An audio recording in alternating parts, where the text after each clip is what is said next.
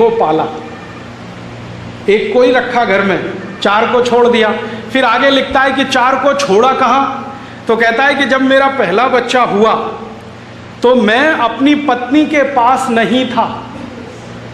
आप जरा सुनना इसको ध्यान से, मैं मेरी पत्नी के पास नहीं था और मेरी इच्छा नहीं थी कि वो बच्चा पैदा हो, लेकिन मेरी पत्नी ने कर दिया, तो मैंने उसको घर के बाहर टोकरी में रख दिया, कुत्ते उसको खा गए। पहला बच्चा। रूसो लिख रहा है कि दूसरा बच्चा जब पैदा हुआ तो मैंने उसको चर्च में छोड़ दिया और अब वो अनाथों की तरह पल रहा है। तीसरा बच्चा हुआ तो किसी फादर को दे दिया बैप्टिज्म करने के लिए। चौथा हुआ, उसको भी घर के बाहर फेंक दिया, भेड़िया खा गया। पांचवा कहता है मैंने मेरे साथ रखा है। और ये बात जब रूसो लिख रहा है, द ग्रेट यूरोपियन फिलोसोफर, तो अंत में वो कहता है कि मैंने जो कुछ किया वो यूरोप की परंपरा के हिसाब से किया, क्योंकि यूरोप में 2500 साल से यही परंपरा चल रही है। क्या परंपरा चल रही है? बच्चों को लावारिस छोड़ना। घर के बाहर बच्चा पैदा हुआ, घर के बाहर टोकरी में रख दिया, कुत्ता खा जाए, भेड़िया खा जाए, कोई जानवर खा जाए। बच्चा पैदा हुआ, घर के बाहर रख दिया, कोई चर्च के व्यक्ति की निगाह पड़ गई, उठा ले गया, चर्च में दान कर दिया, तो लावारिस की तरह से पलने लगा। बच्चा पैदा हुआ तो बाहर छोड़ दिया। ये चक्कर क्या है? 2500 साल ये परंपरा यूरोप में चली। कारण क्या? बच्चों को लावारिस छोड़ना। तो रूसो कहता है कि बच्चे पति पत्नी के आनंद में बाधक हैं, इसलिए इनको रखना अच्छा नहीं है। पति पत्नी का आनंद माने शारीरिक आनंद, तो शारीरिक आनंद में बच्चे बाधा हैं, इसलिए इनको रखना अच्छा नहीं है। तो वो कहता है कि हमारी परंपरा में और मान्यता में शारीरिक आनंद ही सब कुछ होता है, बाकी दुनिया में कुछ नहीं होता। फिर अंत में वो कहता है कि ये शारीरिक आनंद की जो फिलॉसफी है वो मेरी नहीं है, मेरे गुरु प्लेटो की है। और प्लेटो रिपब्लिक में लिख रहा है कि हर मनुष्य को जीवन का आखिरी उद्देश्य है आनंद की प्राप्ति, और वो आनंद कौन सा? शरीर का। तो शरीर के आनंद की प्राप्ति जीवन का चरम उद्देश्य है। बच्चे अगर उसमें रुकावट हैं तो उनको घर में रखना नहीं है, छोड़ देना है। ये मान्यता और परंपरा यूरोप में 2500 साल चली है और यूरोप अपने आप को महान कहता है। अब मजे की बात है कि ये जो परंपरा उनके यहाँ 2500 साल चली, बच्चों को लावारिस छोड़ना, तो प्लेटो ने भी अपने बच्चे लावारिस छोड़े, अरस्तु ने भी छोड़े, लेविनिज ने भी छोड़े, देकार्ते ने भी छोड़े। प्लेटो ने तो 4 शादियां की थी, चारों शादियों से जितने बच्चे हुए 12, सबको लावारिस छोड़ा उसने। उन्होंने कहा बच्चा रखना ही नहीं है, ये हमारे तो गलती से आया, हमने नहीं लाया, हम तो कुछ मजा ले रहे थे, एक्सीडेंटल हो गया, अब इसको रखना थोड़ी है, छोड़ दो इसको। तो इन छोड़े हुए बच्चों को संभालने के लिए वहां के राजाओं ने और सरकारों ने कुछ संस्थाएं खड़ी की हैं जिनको कॉन्वेंट कहा जाता है। अंग्रेजी का एक शब्द है CONVENT, कॉन्वेंट। कॉन्वेंट का माने है लावारिस बच्चों का स्कूल।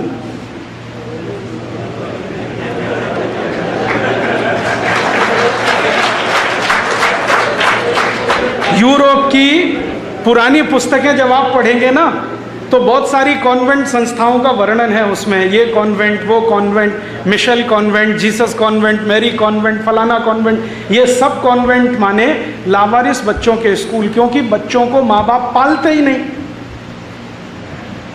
अब उनको तो कहीं ना कहीं रखना है, या मर जाएं, जानवर खा जाएं तो ठीक ही है, अगर बच गए जानवरों से तो कुछ तो करना है। तो सरकार उसकी व्यवस्था करती है या राजा व्यवस्था करता है। उस व्यवस्था की संस्था का नाम है कॉन्वेंट। कॉन्वेंट का अर्थ है लावारिस बच्चों का स्कूल, जहां पर ऐसे बच्चे पढ़ते हैं जिनके माता पिता का पता नहीं। अब होता क्या है कि कॉन्वेंट में जो बच्चे पढ़ते हैं उनको माँ बाप तो मालूम नहीं है, लेकिन माँ बाप के बारे में एहसास कराना है। तो कॉन्वेंट में पढ़ाने वाले जो अध्यापक होते हैं उनको मदर, फादर, ब्रदर और सिस्टर कहते हैं। कोई टीचर नहीं कहता ये मेरे फादर हैं, ये मेरी मदर है, ये सिस्टर है, ये ब्रदर है, क्योंकि असली नहीं है तो नकली से ही काम चला। अब इस गहराई को जरा समझिए कि जिस यूरोप में 2500 साल बच्चों को घर में पाला नहीं जाता, उनको कॉन्वेंट में रखा जाता है, इसलिए वहां मदर, फादर, सिस्टर और ब्रदर होते हैं। अब भारत में अंग्रेज आए तो उनके साथ कॉन्वेंट स्कूल भी आए। अब वो गली गली, चौराहे चौराहे खुल गए हैं। यहां तो ऐसी विचित्र स्थिति है, बजरंगबली कॉन्वेंट स्कूल। हाँ, दिखाऊं आपको, चलिए मेरे साथ। सरस्वती देवी convent school, Santoshi Mata convent school, भगवान भला करे इन सब लोगों का, महावीर स्वामी कॉन्वेंट स्कूल अभी बंबई में खुल गया, बेंगलोर में खुल गया, और जैन लोगों ने खोला महावीर स्वामी कॉन्वेंट स्कूल। महावीर स्वामी का इस कॉन्वेंट से क्या लेना देना है? बजरंगबली का इस कॉन्वेंट से क्या लेना देना है? संतोषी माता का ये कॉन्वेंट से क्या लेना देना है? बिना सोचे, बिना अकल हम ये जो करते हैं ना। अब कॉन्वेंट वहाँ तो इसलिए है कि बच्चे पालते नहीं, तो कोई तो संस्था चाहिए, तो उसके लिए कॉन्वेंट है। हमारे हिंदुस्तान में कौन ऐसे परिवार हैं जो अपने बच्चों को लावारिस छोड़ते हैं? जरा ढूंढिए, कोटा में कितने हैं? गलती से अगर किसी बच्चे के माँ बाप का देहांत हो जाए कम उम्र में, तो उसके चाचा चाची, ताऊ ताई, मामा मामी, मौसा मौसी, बुआ फूफा सब तैयार हैं उसको रखने के लिए। यहाँ तो कोई अनाथ होता नहीं, यहाँ तो कोई लावारिस होता नहीं। और जिस देश में अनाथ और लावारिस नहीं है, वहाँ कॉन्वेंट स्कूल क्यों है? परिणाम अब जानते हैं क्या हो रहा है? हमारे बच्चे कॉन्वेंट में जाते हैं तो उनको तो अंग्रेजी परंपरा से मदर फादर ही सिखाया जाता है कि देखो ये जो व्यक्ति है ना, ये फादर है, ये मदर है, एक घर में है असली, दूसरा है नकली। और भारतीय परंपरा पता है क्या है? हमारी परंपरा है कि एक बच्चे की दो माताएं तो हो सकती हैं, बाप दो कभी नहीं होते। भगवान कृष्ण की दो माताएं, एक ने जन्म दिया, एक ने लालन पालन किया। भगवान राम ने जिंदगी भर अपनी 3 माताओं को माना। एक तो जन्म देने वाली कौशल्या माता, बाकी केकई और सुमित्रा को भी माँ के समान ही माना। इस देश में जितनी आप पुरानी बातें उठाएं, हर जगह 2 माताएं 3 माताएं मिल जाएं, बाप किसी के 2 नहीं, क्योंकि 2 बाप हमारे यहाँ अच्छे नहीं माने जाते। माताएं हो सकती हैं, बाप अच्छे नहीं माने। एक धाई माँ होती है, एक असली माँ होती है, बाप 2 नहीं होते। और अंग्रेजी में जिन बच्चों के 2 बाप होते हैं उन्हीं को बास्टर्ड कहते हैं। एक अंग्रेजी शब्द सुना है, BASTARD, बास्टर्ड, माने जिस बच्चे के 2 या 2 से अधिक बाप, वो है बास्टर्ड। तो हमने अपने सब बच्चों को भेज दिया है कॉन्वेंट में बास्टर्ड होने के लिए, और बड़े गर्व से कह रहे हैं, देखो मेरा बेटा फलाने कॉन्वेंट में, मेरी बेटी ढिमाके कॉन्वेंट में, मैं बड़ा अच्छा हूं। बास्टर्ड बना रहे हैं अपने बच्चों। अच्छे क्या हैं? अगर सोच समझ के, अकल के साथ ये किया होता कि यूरोप में तो कॉन्वेंट इसलिए चलते हैं कि बच्चे लावारिस हैं, यहां तो कोई लावारिस नहीं है, फिर भी हम चला रहे हैं। ये है भारत और यूरोप का खिचड़ी हो जाना। ना तो हम भारतीय रह पाए, ना अंग्रेज बन पाए, खिचड़ी हो गए। यूरोप के परिवार में बच्चों को पालने की परंपरा हजारों साल से नहीं है, एक बात। और दूसरी बात एक और जिससे भी ज्यादा गंभीर है कि यूरोप के परिवारों में बच्चे किस बाप के हैं यह पता करना एकदम मुश्किल है, बहुत मुश्किल है। कारण क्या है? वहां जो शारीरिक संबंध हैं वो इतने खुले हैं, इतने फ्री हैं कि कोई भी किसी के साथ जाए। और जिन समाजों में शारीरिक संबंध बहुत खुले होते हैं, जहां पर शारीरिक संबंधों में लिबरलाइजेशन होता है, वहां पर बाप का पता करना बड़ा मुश्किल होता है, क्योंकि वो मां जानती नहीं है, क्योंकि पता नहीं कितनों से संसर्ग वो करती है। और ये ऐसा क्यों होता है? वो ये कहते हैं सेक्स ही जिंदगी का चरम आनंद है, इसके अलावा कुछ नहीं है।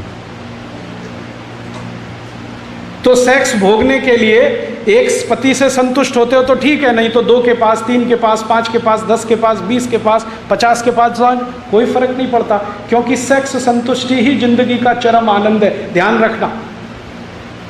और ये प्लेटो कहता है, अरस्तु कहता है, लिबनिट्ज कहता है, दिकार्ते कहता है, रूसो कहता है, सारे फिलोसोफर कहते हैं कि हमारी जिंदगी का चरम आनंद ही ये है, सेक्स में डूबना। तो एक से नहीं मिलेगा तो दूसरा, दूसरे से नहीं मिले तीसरा, तीसरे से नहीं मिले चौथा। इसलिए शारीरिक संबंधों में कोई मर्यादा नहीं है, इसलिए वहां विवाह करना जरूरी नहीं है। इसलिए यूरोप में विवाह नहीं होते। आपको मालूम है आज भी यूरोप में 70% बिना विवाह के लोग रहते हैं। एक अंग्रेजी में आजकल शब्द आया है लिव इन रिलेशनशिप, बहुत चल रहा है। इसका मतलब है बिना विवाह के साथ साथ रहना। 2 दिन एक के साथ रहना, 3 दिन दूसरे के साथ, 5 दिन तीसरे के साथ, महीने चौथे के साथ, 2 महीने पांचवें के साथ, साल भर में 10-20 बदल दो। ये आज की परंपरा नहीं है, हजारों साल की। तो विवाह होता नहीं है, बिना विवाह के ही सब होता है। तो विवाह की परंपरा भी नहीं है, मान्यता भी नहीं है, इसलिए विवाह करना, कराना वहां कुछ महत्वपूर्ण बात नहीं मानी जाती। अब जहां सेक्स संबंध ही जिंदगी का सारा उत्कर्ष है, चरम है, तो वहां फिर मान्यता क्या है? वहां मान्यता यह है कि स्त्री और पुरुष ऐसे ही हैं जैसे इस्तेमाल करने वाली वस्तुएं। जब तक मजा देती हैं इस्तेमाल करो, जिस दिन नहीं देती है फेंक दो, नहीं ले आओ। तो महिला जब तक आनंद दे रही है तब तक रखो, जिस दिन बेकार हो गई घर के बाहर निकालो, दूसरी ले आओ, बाजार में मिलती है। अब परिणाम क्या होता है कि एक साथ बहुत सारी महिलाओं से शारीरिक संबंध रखना, तो पता कैसे चले बाप कौन सा है? अब जहां सेक्स संबंध ही जिंदगी का सारा उत्कर्ष है, चरम है, तो वहां फिर मान्यता क्या है? वहां मान्यता यह है कि स्त्री और पुरुष ऐसे ही हैं जैसे इस्तेमाल करने वाली वस्तुएं। जब तक मजा देती हैं इस्तेमाल करो, जिस दिन नहीं देती हैं फेंक दो, नहीं ले आओ। तो महिला जब तक आनंद दे रही है तब तक रखो, जिस दिन बेकार हो गई घर के बाहर निकालो, दूसरी ले आओ, बाजार में मिलती है। अब परिणाम क्या होता है कि एक साथ बहुत सारी महिलाओं से शारीरिक संबंध रखना, तो पता कैसे चले बाप कौन सा है? बिना शादी के बच्चे होंगे तो पता कैसे चले बाप कौन सा है? तो इसलिए यूरोप में परिवार बनता नहीं है। परिवार तो कुछ निश्चित बिंदु से शुरू होता है ना। परिवार तो ऐसे शुरू होता है, मेरी माँ ने कहा देख ये तेरे पिताजी हैं, बस वहीं से शुरू हुआ। वहां कोई माँ ये कह नहीं सकती कि ये तेरे पिताजी, पता ही नहीं है उसको कौन सा पिताजी है। और ये 1-2 साल नहीं रहा है, 2500 साल ये रहा है। और 2500 साल में कम ज़्यादा होता रहा। आज भी 2006 में यूरोप में यही चल रहा है। मैक्सिमम लोग लिव इन रिलेशनशिप में हैं, धर्म पत्नी और पति बनके नहीं, गर्लफ्रेंड बॉयफ्रेंड हैं, पति पत्नी नहीं, जो हमारी परिभाषा है ना पति पत्नी की नहीं है। तो वहाँ फिर होता क्या है? वहाँ फिर होता ये है कि जब इतने सारे लोगों से इतने तरह के संबंध आप रखें, तो सबसे ज़्यादा वेनरल डिसीजेस, सेक्स जनित रोग सबसे ज़्यादा इसी समाज में, सबसे ज़्यादा। और आजकल तो आप सुनते हैं ना बार बार, वफादार रहो, एक ही पत्नी से संपर्क रखो, नहीं तो ये हो जाएगा, ये हो जाएगा। यूरोप में ये कहानी 2500 साल से ऐसे ही चल रही है। फिर बीच बीच में कुछ लोग ऐसे आए यूरोप में जिन्होंने इसको बदलने की कोशिश की। बीच बीच में उनके समाज में ऐसे लोगों ने जन्म लिया, वो कहने लगे कि ये अच्छा नहीं है, गलत है, इसमें कुछ लिमिटेशंस करो, नियम बांधो, परिवार बनाओ, शादियां करो, शादियों के साथ रहो। ऐसे कुछ लोग आते रहे, लेकिन उनको जिंदा नहीं रहने दिया समाज ने। अब मैं कहानी सुनाता हूँ। ऐसे ही एक यूरोपियन व्यक्ति थे जो आज से लगभग 1600 साल पहले यूरोप में पैदा हुए, उनका नाम था वैलेंटाइन। और ये कहानी है 478 एडी। एडी माने ईसा की मृत्यु के बाद, आफ्टर डेथ। आज से लगभग 1300 साढ़े 1300 साल पहले की कहानी। एक वैलेंटाइन नाम के महापुरुष ने जन्म लिया, जो ये कहता था कि हम जो शारीरिक संबंध रखते हैं कुत्तों की तरह से, जानवरों की तरह से, ये अच्छे नहीं हैं, इनमें से ये खराबी, तो इनको ठीक करो। एक पति एक पत्नी के साथ रहो, विवाह करके रहो, शारीरिक संबंधों को उसके बाद ही शुरू करो। ऐसी ऐसी वो बातें करते थे। और वो वैलेंटाइन महाशय जो नौजवान उनके संपर्क में आते थे उनको यही सिखाते थे। रोज उनका भाषण यही चलता था। संयोग से वो चर्च के पादरी हो गए, तो चर्च में आने वाले हर आदमी को यही बोलते थे कि भाई शादी कर लो तभी संबंध रखो, बिना शादी के संबंध मत रखो। तो कोई उनसे पूछता था कि आपको ये वायरस कहाँ से घुस गया, ये तो यूरोप में है नहीं कहीं। तो वो कहते थे कि आजकल मैं ईस्टर्न फिलॉसफी का अध्ययन कर रहा हूँ, उसमें ये समझ में आ रहा है। ईस्ट समझते, ये ईस्ट माने भारत।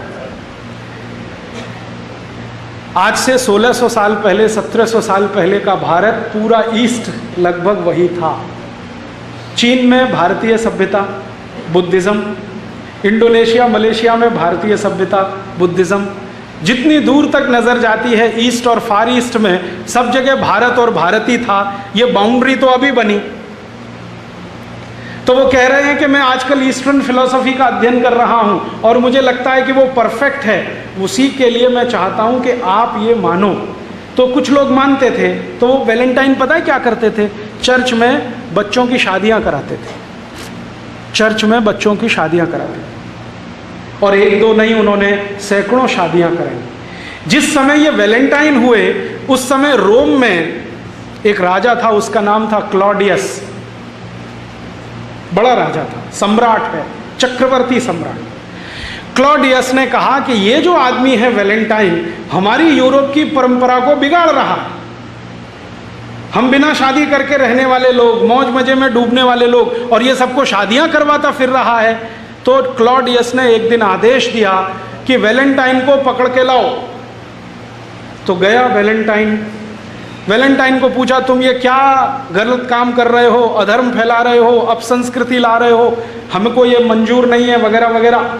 तो उसने कहा कि मुझे ऐसा लगता है कि यही ठीक है। तो क्लॉडियस ने उसकी एक न सुनी और उसको फांसी की सजा का आदेश दे दिया। तो 14 फरवरी सन 498 को वैलेंटाइन को फांसी हो गई। आरोप क्या था? कि वो बच्चों की शादियां कराते हैं, इसलिए फांसी हो गई। माने शादी कराना जुर्म है, तो फांसी हो गई। जिस दिन उनको फांसी हुई तो जिन बच्चों ने वैलेंटाइन के कहने पर शादियां की थी, उन्होंने वो दिन वैलेंटाइन डे मनाना शुरू कर दिया। अब ये वैलेंटाइन डे की कहानी है। यूरोप में वैलेंटाइन डे होता है क्योंकि वहां शादी नहीं होती, और जो कर ले वो वैलेंटाइन डे मनाता है। अब भारत में बिना अकल, बिना सोचे, बिना समझे हमने वैलेंटाइन डे चालू कर दिया। स्कूलों में, कॉलेजों में पागलों की तरह से Valentine day, Valentine day, Valentine day. और इस धंधे में बड़ी बड़ी कंपनियां लग गई जिनको ग्रीटिंग कार्ड्स बेचने हैं। वैलेंटाइन डे का ग्रीटिंग कार्ड, वैलेंटाइन डे का गिफ्ट, और वैलेंटाइन डे का तो मिठाई, और वैलेंटाइन डे का तो ये, और वैलेंटाइन डे का वो। और टीवी चैनलों ने धुआंधार उसका प्रचार कर दिया। तो गली मोहल्ले छोटे छोटे बच्चे 10-10, 12-12 साल के वैलेंटाइन डे में फंसे हुए हैं। हाँ, और ऐसे मूर्ख हैं कि वो जो कार्ड भेजते हैं ना, उसमें लिखते हैं would you be my Valentine. हाँ, इसका सही मतलब है कि आप मेरे साथ शादी करोगे। और वो एक को नहीं 10-10 को भेज देते हैं, 20-20 को भेज देते हैं, 25-25 को, would you be my Valentine. अभी मैं तो एक दिन तंग हो गया, परेशान हो गया। बंबई में मैं एक सज्जन के घर खाना खाने गया, तो उनके घर में एक दादाजी हैं, दादाजी 65 साल के। उनको 25 ग्रीटिंग कार्ड आए हैं, लिखा हुआ would you be my Valentine. लिखने वाले कौन हैं? 15-20 साल के लड़के लड़कियां वो दादाजी को वैलेंटाइन बना रहे हैं। मूर्खों को पता नहीं है कि वैलेंटाइन होता क्या है। बिना सोचे बिना समझे ये जो हम लेते हैं ना, ये ऐसा नाश करता है। तो यूरोप की तकलीफ है, वहाँ शादियाँ नहीं होती हैं। शादी कराने वाला कोई पैदा हो जाए तो उसको फांसी हो जाती है। इसलिए वो कभी कभी ऐसे लोगों को याद करने के लिए कुछ सेलिब्रेट करते हैं। हम उनकी नकल करें ये बिल्कुल ज़रूरी नहीं। ऐसा है यूरोप। थोड़ा आगे चलें, बहुत इंटरेस्टिंग बात। यूरोप में जो प्लेटो है ना, उसकी रिपब्लिक पुस्तक में बार बार वो ये कहता है कि जो स्त्री होती है ना, स्त्री, उसमें आत्मा नहीं होती। जरा ध्यान से सुनना आप इसको। स्त्री में आत्मा नहीं होती, पुरुष में ही आत्मा होती। तो स्त्री क्या है? तो प्लेटो कहता है कि जैसे मेज है, कुर्सी है, टेबल है, फैन है, वैसे स्त्री वस्तु जैसी है।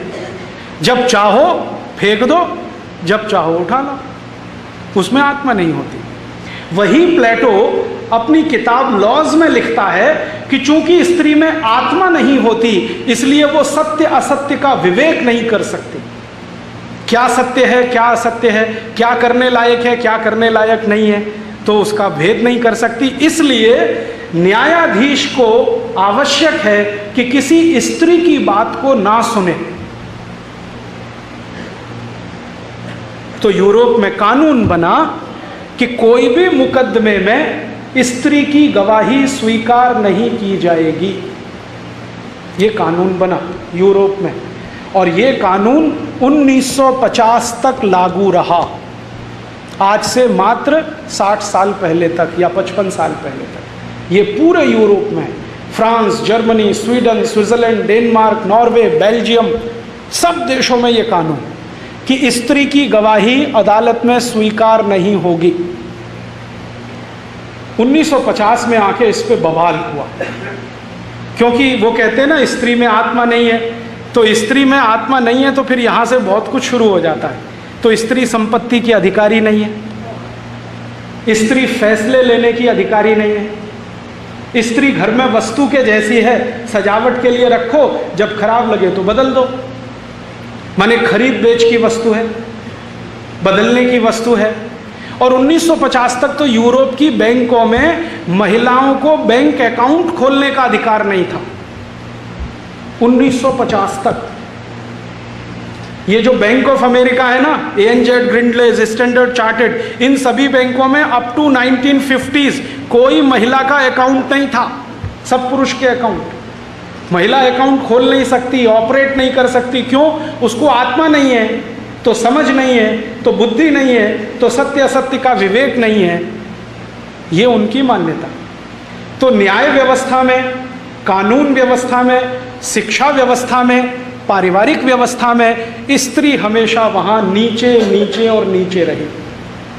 और स्त्रियों पर इतने अत्याचार हुए हैं जिसकी आप सुने कहानी तो आपकी आंखों से खून के आंसू निकल आए। इंग्लैंड में 2500 साल स्त्रियों के लिए एक परंपरा बनी।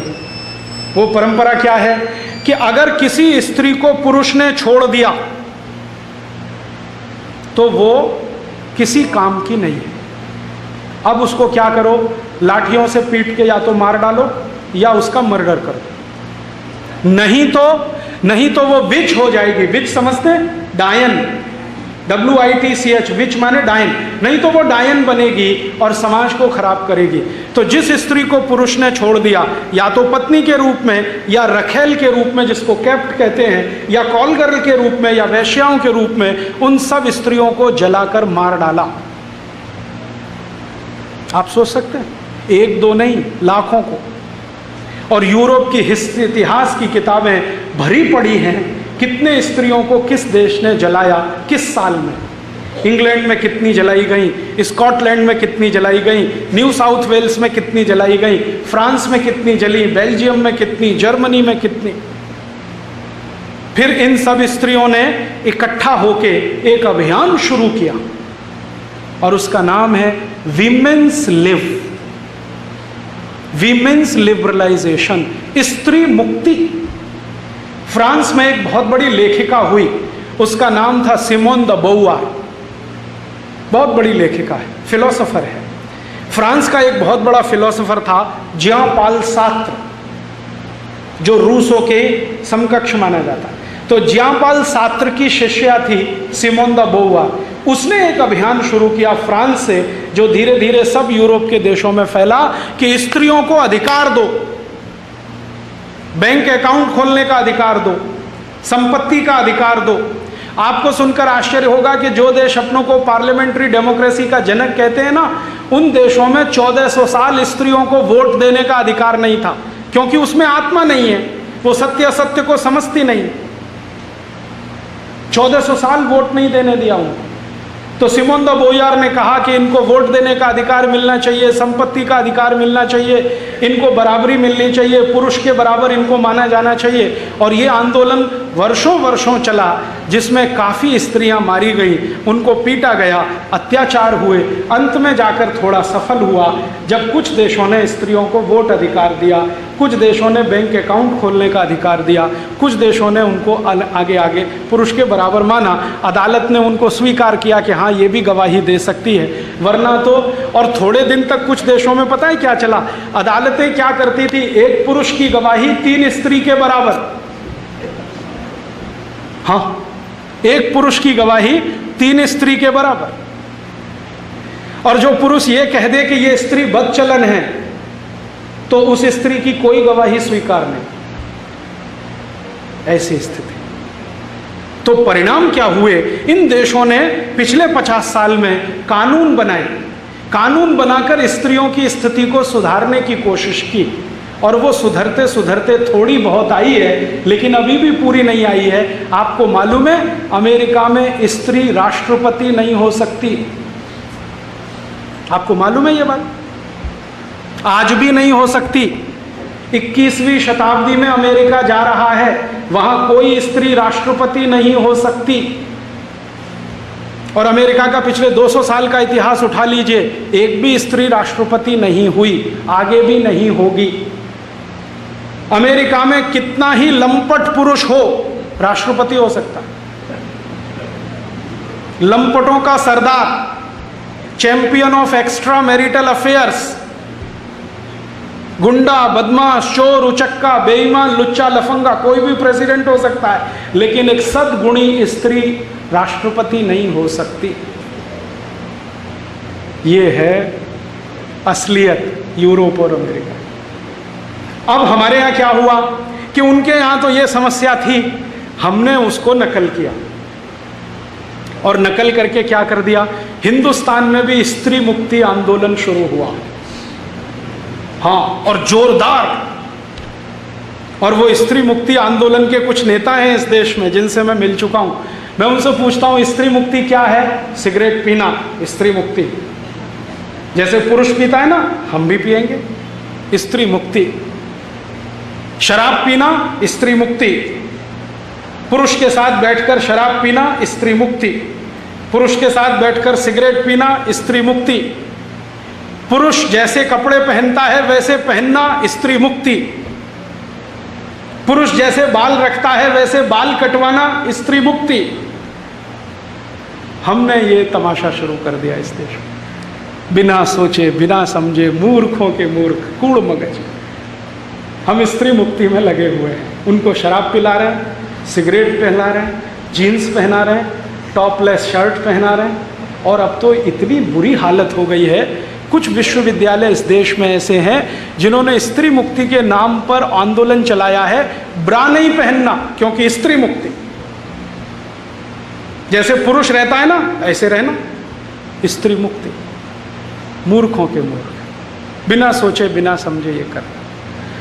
और बहुत संस्थाएं इस देश में बनी हैं स्त्री मुक्ति आंदोलन चलाने की। वहां स्त्री मुक्ति क्यों है, यहां क्या है? आप जरा बताओ, भारत में ऐसा कौन सा राजा हुआ जिसने किसी स्त्री को समाज में वोट डालने का अधिकार रोक दिया? कौन सा ऐसा राजा हुआ जिसने स्त्री को संपत्ति का अधिकार रोक दिया? कौन सा ऐसा राजा हुआ जिसने स्त्री को परिवार में नीचे का दर्जा दिलवाया? कौन से ऐसे शास्त्र हैं इस देश में?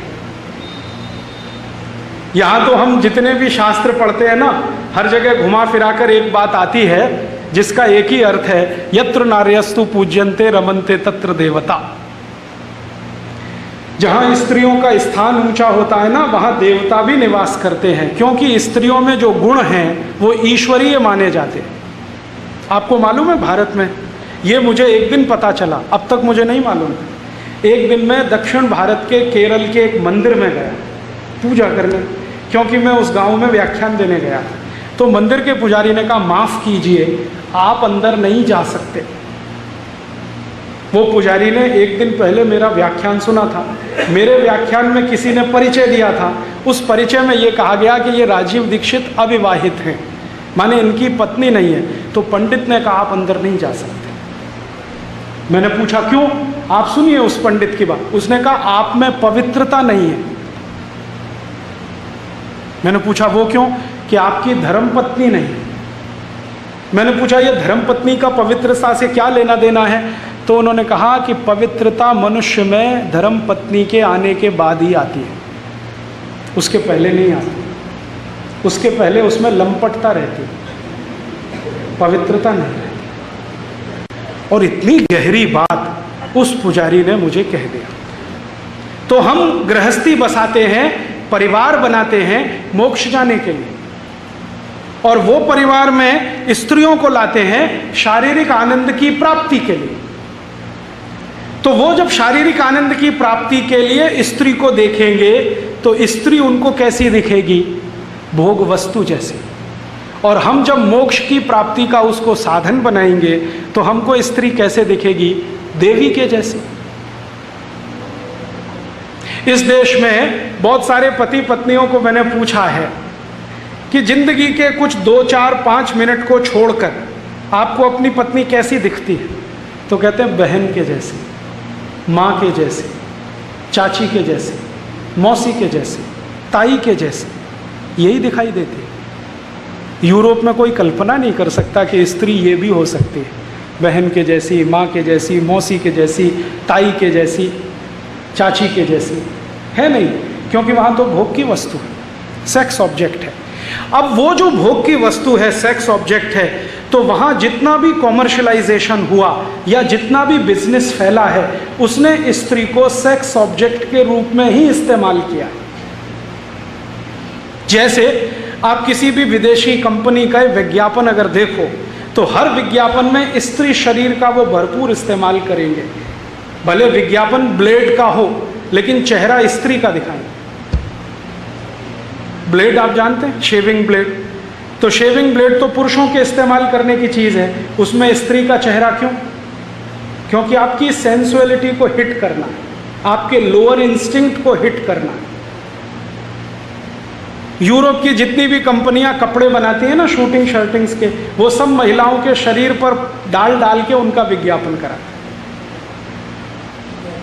पुरुषों के इस्तेमाल आने वाला अंडरवियर बनियान स्त्री शरीर पर पहनाकर बेचा जाता है।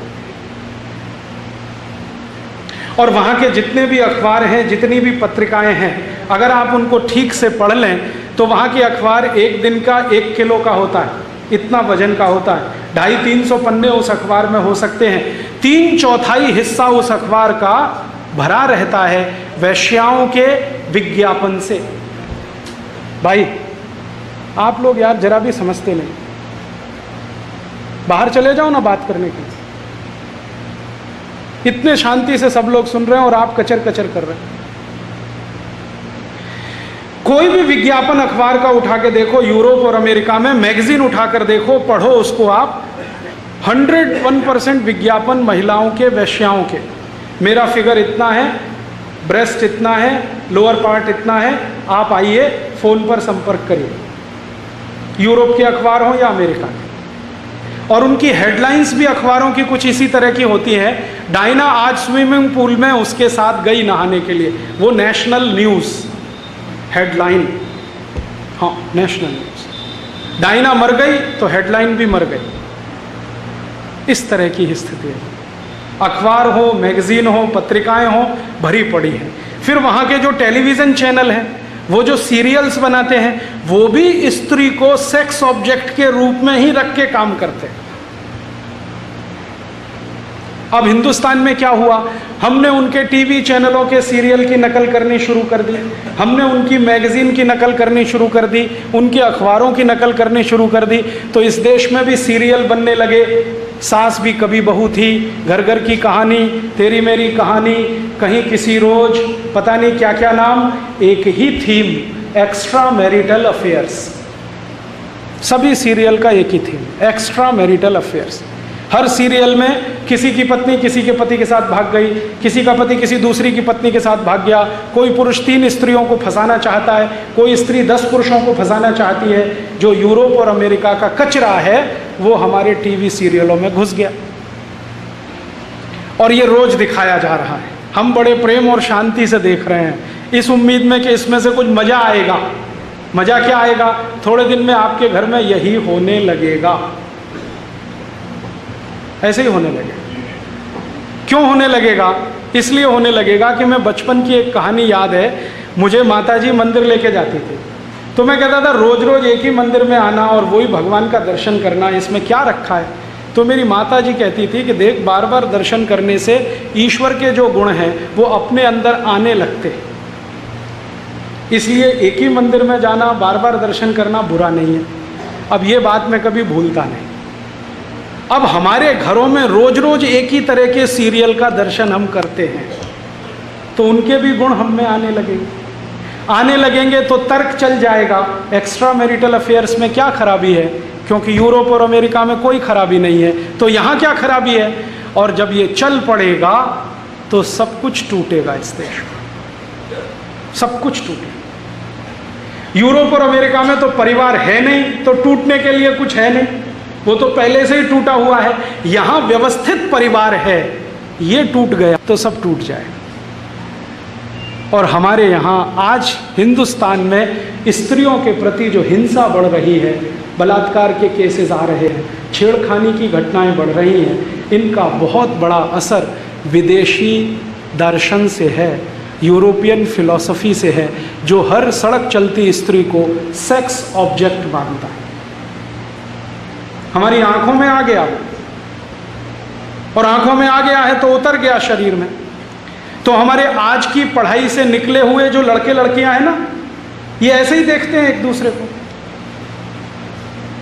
मैंने किसी कॉलेज में, यूनिवर्सिटी में रक्षाबंधन मनाए जाते नहीं देखा है, वैलेंटाइन डे सब जगह।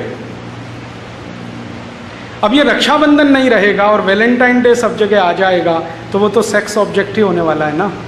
अंतिम परिणाम यही निकलेगा, हर घंटे बलात्कार, हर घंटे छेड़खानी की घटनाएं बढ़ने ही वाली हैं। फिर हम कितने ही कानून बना लें, वो रुकेंगे नहीं। यूरोप में कभी भी आप किसी देश में जाएं तो बहुत इंटरेस्टिंग चीज़ दिखाई देती है। यूरोप में बड़े बड़े ब्रॉथल्स हैं, ब्रॉथल्स माने वेश्याघर। तो उन ब्रॉथल्स में कुछ दिन पहले तक एक तख्ती लगी होती थी, अब वो तोड़ के उन्होंने हटा दिए। तख्तियाँ लगी रहती थी। फ्रांस में जाओ तो फ्रेंच में, जर्मनी में तो जर्मन में, डेनमार्क में जाओ तो डेनिश में, नीदरलैंड में जाओ तो डच भाषा में उन तख्तियों पे कुछ लिखा रहता था। जैसे रेड लाइट एरिया होता है ना, रेड लाइट एरिया, ये यूरोप का शब्द है, भारतीय शब्द नहीं, रेड लाइट एरिया। तो रेड लाइट एरिया जहाँ शुरू होता है वहाँ एक बड़ा बोर्ड लगा रहता है और उस पर बड़े बड़े अक्षरों में लिखा रहता है, सावधान, कहीं आप अपनी बेटी के साथ ही संसर्ग करने तो नहीं जा रहे हैं, सावधान। क्योंकि बेटी तो घर में है नहीं, पैदा होते ही छोड़ दिया, वो लावारिस घर में पली है, बड़े होकर किसी ने खरीद लिया उसको, वैश्या बना दिया। अब आपको मालूम नहीं है कि आप जाएं तो आपकी बेटी से ही संसर्ग करना ना पड़ जाए, तो वहाँ लिखा रहता है। तो फिर इसका व्यवस्था कैसे होती है, तो वहाँ एक आजकल डॉक्टर बैठने लगे हैं जो ब्लड चेक करते हैं आपका, कि आपका ब्लड ग्रुप देख लो और जिसके साथ सोने जा रहे हो उसका ब्लड ग्रुप मैच कर लो, कहीं ऐसा ना हो कि वो आपकी ही बेटी, आपकी ही बहन। इतना गिर चुका है, इतना गिरा हुआ यूरोप, जहाँ के पुरुष अपनी बहनों से, बेटियों से संसर्ग करने के लिए वेश्याघरों में जाते हों और वहाँ से कोई हमको ये बढ़ाने आए कि तुम नालायको, हम महान हैं। हमने कभी खोजने की कोशिश नहीं की यूरोप की असलियत क्या है। हमारे बहुत सारे दोस्त हैं जो भारत छोड़कर यूरोप में बस गए, अमेरिका में बस। अब वो कभी उनकी बढ़ाई करते हैं यूरोप और अमेरिका की, तो पता है कैसे करते हैं? वो कहते हैं, हो राजीव भाई कितना अच्छा है अमेरिका। मैं पूछा क्या अच्छा है? अरे यहाँ होटल है यार, 10,000 कमरे का होटल, भारत में हो सकता है? मैंने कहा भाई भारत में होटल की ज़रूरत नहीं है, इसलिए नहीं होता। हमको धर्मशाला की ज़रूरत है, तो हमारे यहाँ हज़ारों धर्मशालाएं होती हैं, एक एक शहर में 100-100 हो सकती है। उनको होटल की ज़रूरत है तो वो बनाते हैं। आपको मालूम है होटल की हिस्ट्री क्या है? ये जो बड़े होटल हैं यूरोप में, 10,000 कमरे के, 20,000 कमरे के, 25,000 कमरे के, ये क्यों बनाए गए हैं? वास्तविकता ये है, मैंने आपसे कहा ना, सेक्स रिलेशंस। कहीं भी किसी के साथ जाओ, कोई लिमिटेशन नहीं है। तो कहीं भी किसी के साथ जाओ और कोई लिमिटेशन नहीं है, और घर आपके पास नहीं है, तो क्या करेंगे? होटल में ही जाना पड़ेगा। यूरोप की 85% पॉपुलेशन के पास अपना घर नहीं है। आपको एक नंगा सत्य बता रहा हूं मैं आपको। यूरोप में 85% नागरिक अपना घर नहीं खरीद पाते, जिंदगी भर बना नहीं पाते। मात्र 5% लोग हैं जिनके पास अपना घर होता है, और 15% लोग ऐसे हैं जो किराए के घर में रह सकते हैं और जीवन के अंतिम दिनों में खरीद पाते हैं। बाकी 85% के लिए तो सपना है, वो किराए के घर में पैदा होते हैं, किराए के ही घर में मर जाते हैं। और यूरोप की मैक्सिमम पॉपुलेशन जो किराए के घर में रहती है, वो सभी घर फ्लैट्स कहलाते हैं। फ्लैट में आपको रहना है, किराए के घर में रहना है। तो मालिक जो है वो तो बंगलों में रहेगा और अपने किराएदार को फ्लैट में रखेगा। तो मालिक की मान्यता ये है कि किराएदार तो नीचा है, तो उसको उतना स्पेस नहीं मिलना चाहिए जो मुझे मिला है बंगलों में। तो फ्लैट हमेशा छोटे बनाए जाते हैं, बंगलो बड़े बनाए जाते हैं। कोई भी फ्लैट में ओपन स्पेस नहीं होता, और बहुत छोटे एरिया में होता है। अब मुश्किल यूरोप की क्या है कि फ्लैट छोटे हैं, रहने वाले उसमें ज़्यादा हैं, पर स्क्वायर फीट एरिया में सबसे ज़्यादा रहने वाले लोग यूरोप में ही हैं। अगर भारत का पर स्क्वायर फीट एरिया आप निकालें ना, 1 स्क्वायर फीट में भारत में इतने लोग रहते हैं, तो लंदन में उससे 10 गुना ज़्यादा लोग रहते हैं। कारण समझते हैं? यूरोप के पास हॉरिजॉन्टल एक्सपेंशन करने के लिए जमीन ही नहीं है। इतने छोटे छोटे से देश हैं, जितना हमारा एक जिला कोटा और बूंदी को इकट्ठा कर दो तो फ्रांस के बराबर है। हाँ, और कोटा, बूंदी, बारा और जयपुर को इकट्ठा कर दो तो जर्मनी के बराबर। यूरोप में मैं कभी भी गया तो 2-2.5 घंटे की कार ड्राइव में देश की सीमा खत्म हो जाती है, दूसरे देश में घुस जाते हैं। इससे ज़्यादा नहीं है। मैक्सिमम 6 घंटे की कार ड्राइव में 2 देश पार करके तीसरे में पहुंच जाते हैं, और यहाँ 6 घंटे में एक जिला पार नहीं होता। तो मैं कहना ये चाहता हूँ कि पर स्क्वायर फीट एरिया में हमारे भारत में सबसे कम लोग हैं, और पर स्क्वायर फीट एरिया में वहाँ सबसे ज़्यादा हैं। तो एक फ्लैट में ज़्यादा लोग वहाँ रहते हैं। अब उनको कुछ ऐसे संबंध रखने हैं जिनको आपकी भाषा में इलिसिट रिलेशनशिप कहें, अवैधानिक संबंध कहें, तो उनको निभाने के लिए तो होटल ही चाहिए, इसलिए वो होटल बनाते हैं। और 10-10 हज़ार रूम के होटल इसलिए बनाते हैं कि हर फ्राइडे शाम छुट्टी होती है, सैटरडे पूरा छुट्टी, संडे पूरा छुट्टी, तो 3 दिन वो होटलों में पड़े पड़े ही मज़ा मनाते, घर में कोई नहीं रहता। ये है उनके होटल की हैसियत। तो वो होटल बनाते हैं, तो इसमें क्या बड़ी बात है कि वो 10,000 कमरे का होटल बना लिया, 20,000, वो मजबूरी है उनकी। नहीं बनाएंगे तो समाज पागल हो जाएगा उनका, सिजोफ्रेनिया से मर जाएंगे सबके सब, इसलिए होटल बनाते हैं। हमको ज़रूरत नहीं है, इसलिए हम तो धर्मशाला बनाते हैं। उनको ज़रूरत है तो होटल बनाते हैं। तो हम जब उनके साथ अपना कंपैरिजन करते हैं ना, तो थोड़े ध्यान से करें। कुछ हिंदुस्तानी जो अमेरिका, यूरोप में रहने लगे, कहने लगे यार क्या बात है अमेरिका की, सड़क के ऊपर सड़क, सड़क के ऊपर सड़क, 7 मंजिली सड़क, 8 मंजिली सड़क। वो उनकी समस्या है, क्योंकि जमीन पे सड़क बन नहीं सकती, एक्सपेंशन की गुंजाइश नहीं है, तो एक के ऊपर एक बनानी पड़ती है। उन्होंने कोई वो बहुत बड़ा काम कर लिया है, तीर मार लिया, ऐसा नहीं है। यूरोप की कई मुश्किलें हैं, उन मुश्किलों के लिए वो ये सब करते हैं, उनसे कुछ छुटकारा मिले, निपटारा मिले, इसलिए उनके यहाँ ये सब होता है। हमारे यहाँ इस तरह की मुश्किलें नहीं हैं, इसलिए हमको ये करने की ज़रूरत नहीं पड़ती। आप ध्यान दीजिए, किसी भी सभ्यता में कोई भी चीज़ आती है तो ज़रूरत के हिसाब से आती है। हमें किसी चीज़ की ज़रूरत है, हम वो करेंगे, नहीं है छोड़ देंगे। जैसे कोई लोग इन कंपैरिजन करते हैं यूरोप और अमेरिका, वो कहते हैं यार उन्होंने जेट हवाई जहाज बना लिया, हमने तो बैलगाड़ी है। अब बैलगाड़ी की ज़रूरत है इसलिए हम बैलगाड़ी रखते हैं, उनको जेट हवाई जहाज की ज़रूरत है इसलिए जेट हवाई जहाज है। पता है उनके यहाँ जेट हवाई जहाज क्यों है? उनकी फ़िलॉसफी है। उनकी फ़िलॉसफी ये है कि जीवन एक बार ही मिलता है। यूरोप की जो फ़िलॉसफी है ना, उसमें पुनर्जन्म नहीं है, कोई भी पुनर्जन्म नहीं। और आप जानते हैं ना, भारतीयता को छोड़कर दुनिया के किसी भी दर्शन में पुनर्जन्म नहीं है।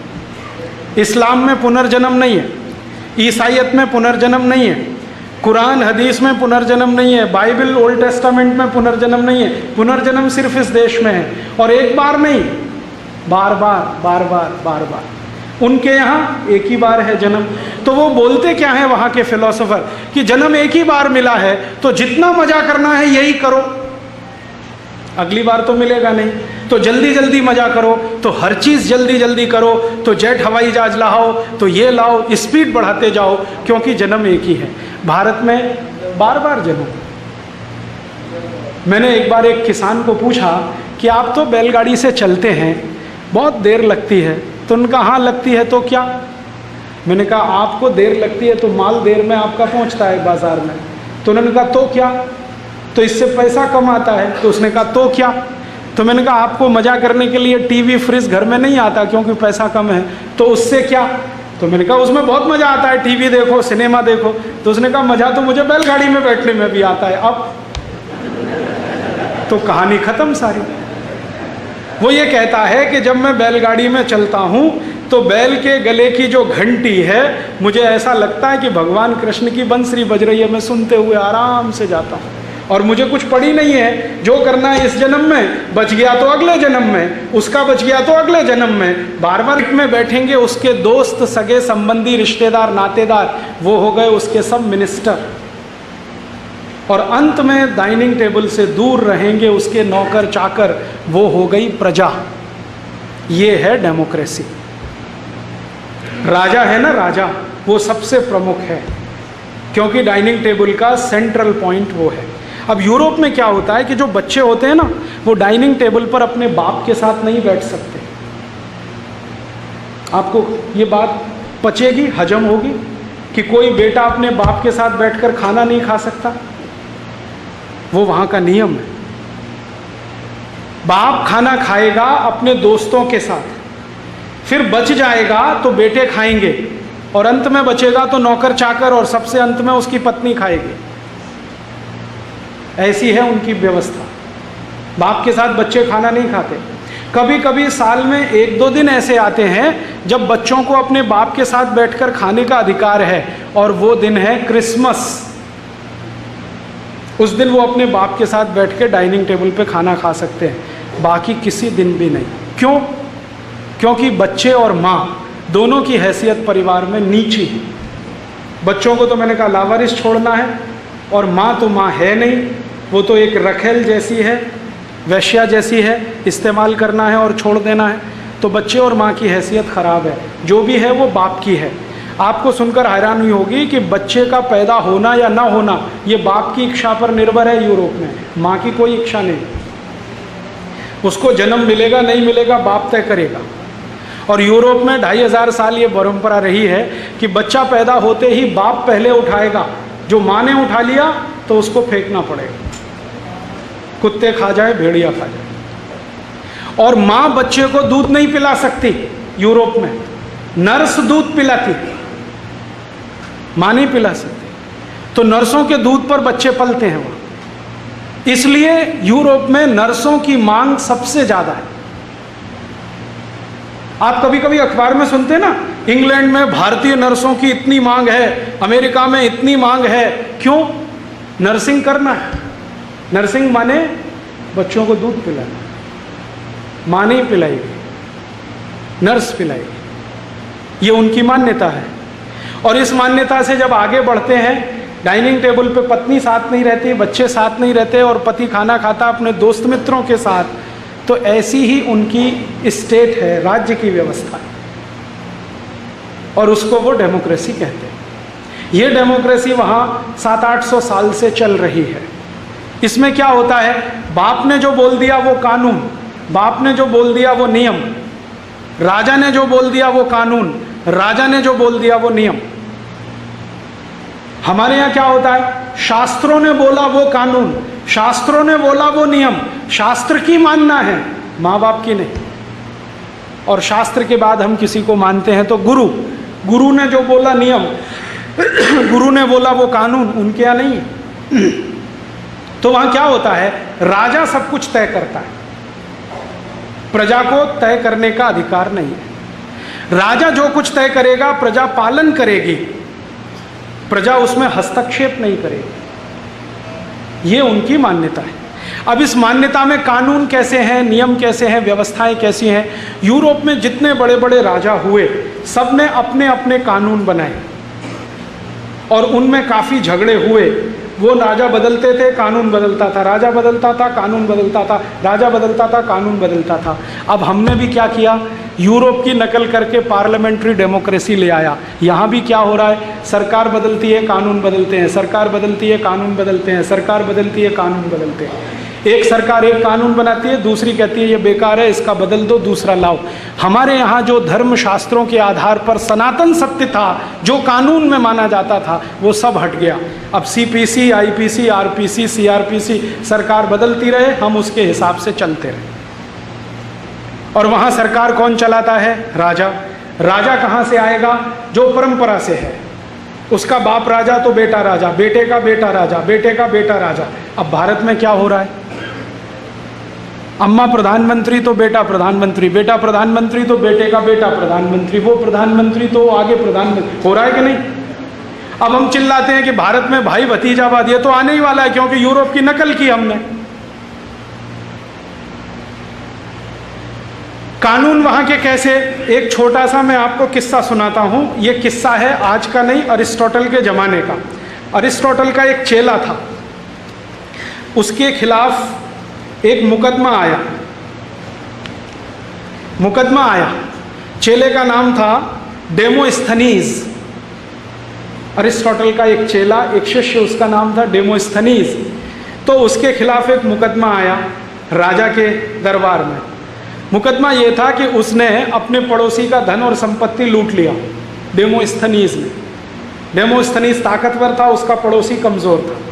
कहानी है रोम की। तो लूट लिया उसने। अब लूट लिया तो राजा के सामने मुकदमा आया। जो उसका पड़ोसी था उसका नाम था एशुनियस। तो राजा के सामने मुकदमा चल रहा है और डेमोस्थनीज कह रहा है कि मैंने एशुनियस का धन संपत्ति लूट लिया है और मैंने ठीक किया है। तो एशुनियस को कहा गया, भाई तुमको क्या कहना है अपने बचाव में। तो एशुनियस कह रहा है, मैं गरीब हूँ महाराज, मेरे पास धन पहले से ही बहुत कम है, मेरे बच्चे भूख से पीड़ित हैं, आप मेरा धन वापस दिलवा दो तो मेरा कुछ काम हो जाए।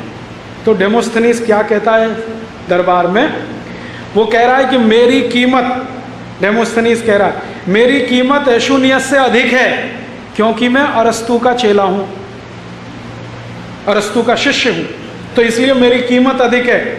और मैं महान हूँ क्योंकि मेरे पास पैसा है। ध्यान से सुनना, मैं महान हूं क्योंकि मेरे पास पैसा है। और मैं ये कहने के लिए बाध्य हूं कि मेरा जन्म एक अच्छे परिवार में पैदा हुआ है। अच्छा परिवार माने मेरी माँ अपने बाप की पत्नी थी, रखेल नहीं थी, कैप्ट नहीं थी, वो पत्नी थी, उससे मेरा जन्म हुआ है, इसलिए मैं और भी ज़्यादा महान हूँ। अब मैं महान हूँ, मेरी शिक्षा भी अच्छी हुई है और मैंने कभी जिंदगी में कोई श्रम कार्य नहीं किया है, इसलिए मैं महानता के चरम पर हूं।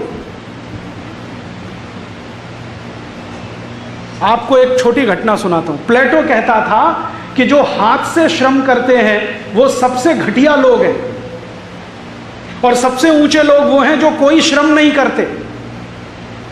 भारत में इसका उल्टा है। भगवान कृष्ण अर्जुन को समझा रहे हैं कि बिना मेहनत के जो खाता है वो पाप की कमाई है, इसलिए मेहनत किए कुछ मत खाओ। यूरोप में प्लेटो कहता है मेहनत करो ही मत, बिना मेहनत के खाओ। वो कहता है कि मैं अरस्तु का चेला हूँ, अरस्तु प्लेटो का चेला था और प्लेटो कहता था कि श्रम मत करो, मैंने आज तक कोई श्रम नहीं किया है, इसलिए इस मुकदमे का फैसला मेरे पक्ष में होना चाहिए। तर्क सुनो उसके। और न्यायाधीश ने, जो राजा था, डेमोस्थनीस के पक्ष में फैसला दे दिया। और ऐसे एक दो नहीं, मेरे पास 1500 मुकदमों के डॉक्यूमेंट्स, ये तो एक मैंने सुना है। अब राजा कहता है कि मैंने न्याय किया। क्या किया? एक महान व्यक्ति, समृद्ध व्यक्ति, पैसे से बड़ा, जिसने कभी श्रम कार्य नहीं किया, उसने अपने पड़ोसी की संपत्ति को लूट लिया, तो उसने ठीक किया क्योंकि वो महान है, और मैंने उसके पक्ष में फैसला दिया, तो अच्छा ही किया। ये है न्याय। और इस पर टिका हुआ है प्लेटो का सारा पुस्तक लॉज, LAWS। उससे निकली है उनकी व्यवस्था, जिसको criminal procedure code, civil procedure code और दूसरे प्रोसीजर कोड कहते हैं। वो सब की सब हमने बिना अकल लगाए ले लिया है। अब कैसे न्याय मिले इस देश में? आप देखो, भारत में जहाँ CPC, CRPC, IPC चलता है ना, वहाँ पैसे वालों को ही न्याय मिलता है।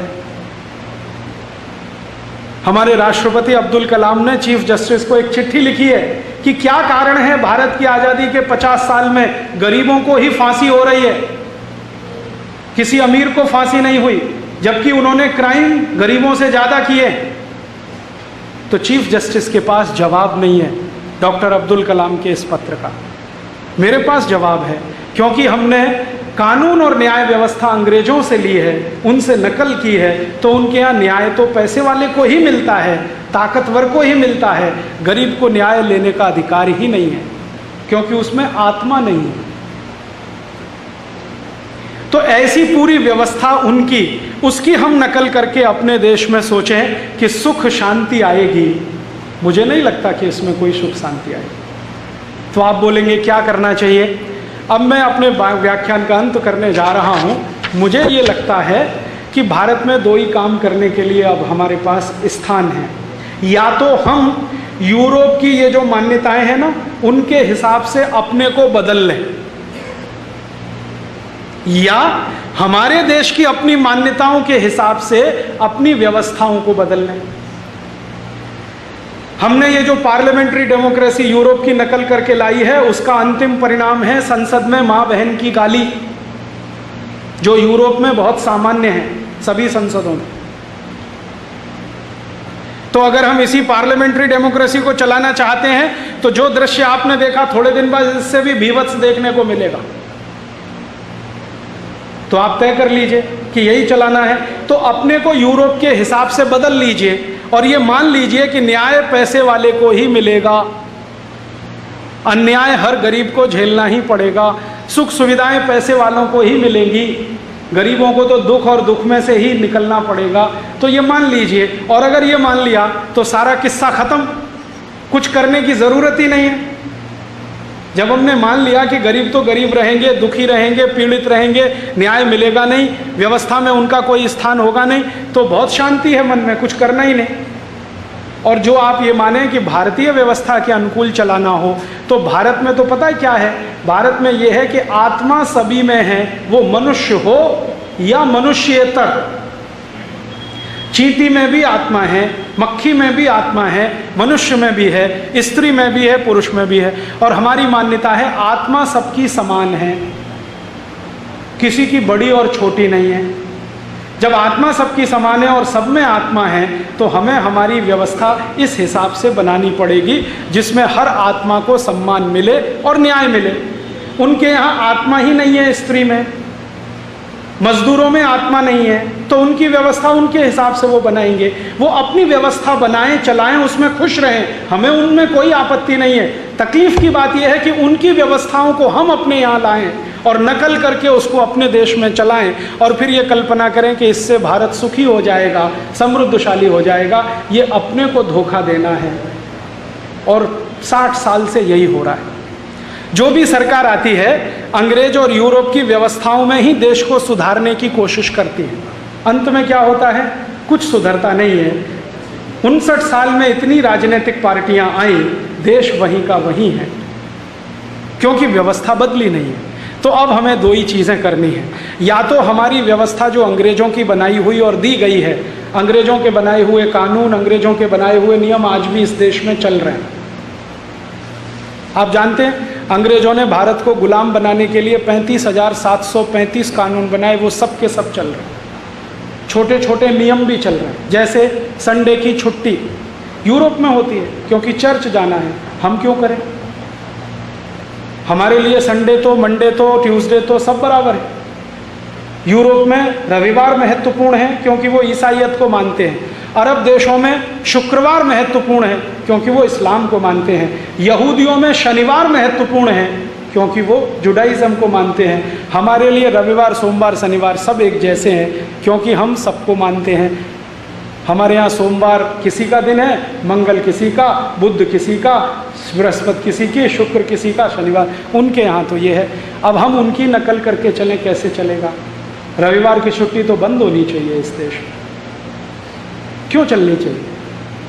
फिर उनके यहाँ सूर्य नहीं निकलता तो दफ्तरों में काम देर से शुरू होता था, तो उन्होंने 10-11 बजे का समय तय किया ऑफिस जाने का। हम क्यों करें 10-11 बजे ऑफिस की शुरुआत? हमारे यहाँ तो सूरज सवेरे 4:30 बजे निकल आता है और ब्रह्म मुहूर्त में किया हुआ काम सबसे अच्छा माना जाता है। तो हमारे ऑफिस तो सवेरे चलने चाहिए सूर्य के साथ। किसान जाता है खेत पे काम करने सूर्य के साथ। जो 70 करोड़ किसान सूर्य के साथ काम कर सकते हैं तो 10-12 करोड़ सरकारी कर्मचारी क्यों नहीं कर सकते? उनको 11 बजे ऑफिस क्यों मिलना चाहिए जाने के लिए? और 11 बजे ऑफिस पहुंचते हैं जब आधा दिन बीत चुका होता है और आधी शक्ति खत्म हो चुकी होती है काम करने की। हमारे यहाँ बजट आता है फरवरी के अंतिम सप्ताह में 27-28 तारीख को। क्यों? ये तो यूरोप की मान्यता है कि उनका नया वर्ष 1 अप्रैल से शुरू होता है, जिस दिन वो अप्रैल फूल मनाते हैं, क्योंकि लोगों को मूर्ख बनाना है बजट के माध्यम से। हम भी वही दिन से अपना बजट चलाएं। हमारा तो नया साल दिवाली से शुरू हो जाता है, तो हमारा बजट तो दिवाली को आना चाहिए। हम उनकी मान्यताओं में फंसे हैं। जनवरी, फरवरी, मार्च, अप्रैल, जिनका मतलब हमें नहीं मालूम। जनवरी का मतलब कोई बता सकता है? क्या मतलब? अगहन, पूस माह, फागुन, चैत्र, बैसाख, जेठ, अषाढ़ का मतलब मैं बता सकता हूँ, जनवरी का मुझे नहीं मालूम। हम क्यों जनवरी फरवरी चला रहे हैं? और ऐसे मूर्ख लोग हैं। अक्टूबर, ये जो अक्टूबर शब्द है ना, ग्रीक है, ऑक्ट, ऑक्ट से आया। ऑक्ट का मतलब होता है 8। अक्टूबर कौन सा महीना है? 10वां। तो ऑक्ट आया 8 से, महीना है 10वां। क्या मूर्खता कर रहा है? सितंबर आया सेप्ट से, सेप्ट माने 7। सितंबर महीना कौन सा है? 9, और बोल रहे हैं 7। नवंबर 9 से आया 9, महीना 11वां। क्या मूर्खता! कभी सोचा ही नहीं हमने। हमारे अगहन, फागुन, चैत्र, वैशाख, ज्येष्ठ, आषाढ़ सबका मतलब है, फिक्स है। 1000 साल पहले जो था आज भी वही है। कृष्ण के ज़माने में जो था आज भी वही है। राम के समय में जो था आज भी वही है। इतना सनातन है, उसको छोड़कर जनवरी फरवरी में फंसे हुए हैं। और कुछ कुछ तो ऐसी मूर्खताएं हम कर रहे हैं। मदर्स डे मना रहे हैं, मदर्स डे। रोज तो हमारे यहाँ यही होता है। यूरोप में पता है क्या होता है? मैंने आपसे कहा ना, माँ बच्चे को दूध नहीं पिलाती, साल में एक ही दिन पिलाती है, वो दिन मदर्स डे। बाकी दिन नर्स दूध पिलाती, तो इसलिए वो मदर्स डे मनाते हैं। हमारे यहाँ तो सभी माँ अपने बच्चों को रोज दूध पिलाती है, हर दिन तो मदर्स डे है। फादर्स डे उस दिन होता है जब बच्चे अपने बाप के साथ डाइनिंग टेबल पर बैठ के खाना खाते हैं, वो फादर्स डे है। यहाँ तो हर दिन बाप बिना बेटे के खाना ही नहीं खा सकता, वो कहेगा गले से उतरता ही नहीं है, बेटा तो चाहिए साथ में खाना खाने। तो everyday father's day, everyday mother's day, हम फंस गए उनके चक्कर। वैलेंटाइन डे, जिसका मतलब ही हमें नहीं मालूम। तो मेरा आपसे ये कहना है, और कभी कभी तो इतना मुझे दुख होता है, कोई थोड़े अंग्रेजी पढ़े लिखे घरों में चला जाता हूँ जो बहुत पूरी अंग्रेजी नहीं जानते, पूरी हिंदी भी नहीं जानते, वो बहुत सत्यानाश करते, अधकचरे लोग। वो क्या कहते हो Rajiv Dixit, she is my Mrs. तो मैं पूछता हूं really she is your Mrs?